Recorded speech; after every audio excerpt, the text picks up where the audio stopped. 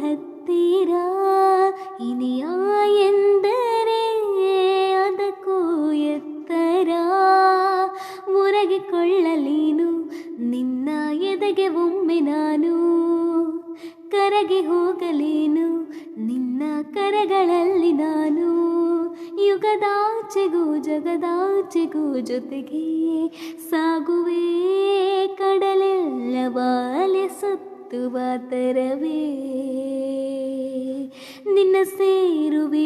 ಸೇರುವೆ ನನ್ನೊಲವೇ ಸಂಜು ಮತ್ತು ಗೀತ ಸೇರಬೇಕು ಅಂತ ಬರಿದಾಗಿದೆ ಇಂದು ಬ್ರಹ್ಮ